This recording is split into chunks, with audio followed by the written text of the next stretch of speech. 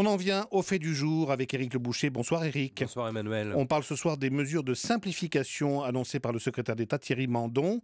Alors on a l'impression comme ça d'une liste hétéroclite sans grande importance, mais c'est pas du tout votre avis. Oui, en effet, c'est une initiative essentielle. On a l'impression de mesurettes, le permis de conduire sur son smartphone, la fiche de paie entièrement dématérialisée des fonctionnaires, la contestation d'une amende en ligne au lieu d'un courrier recommandé. C'est toujours bon à prendre quand même pour se simplifier la vie. Mais surtout, en plus, il y a d'autres mesures non pas du tout anecdotiques, elles. La demande d'un logement social via un dossier unique, les demandes de passeport, demandes de logement étudiant entièrement dématérialisées.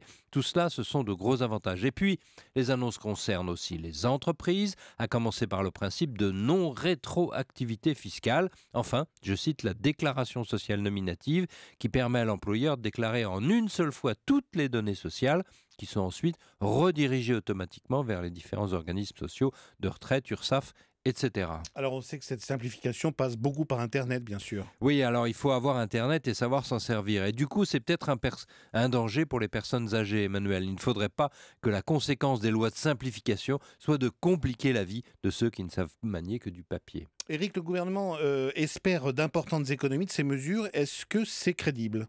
3,3 milliards auraient déjà été économisés depuis la mise en place des premières mesures en 2014, d'après le gouvernement. Et eux parlent de 11 milliards d'ici à 2017. Bon, personne n'en sait rien, ce sont des chiffres estimés.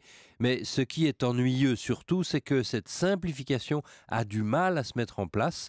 Sur les 300 mesures annoncées depuis l'année dernière, seuls 38% sont mises en place vraiment. Il y a comme des résistances. Sans doute aussi parce que ça dérange certaines habitudes, à la fois chez les fonctionnaires et puis du public. Voilà, les deux parties sont coupables de se mettre sur les freins. C'est bien dommage, l'administration devrait se simplifier beaucoup plus vite quand on sait la complexité du code du travail, celui du bâtiment, quand on mesure la lenteur de la justice en France, la simplification administrative pourrait être une grande réforme qui donne beaucoup d'efficacité au fonctionnement de ce pays. Je crois même, Emmanuel, que c'est la réforme la plus importante de toutes.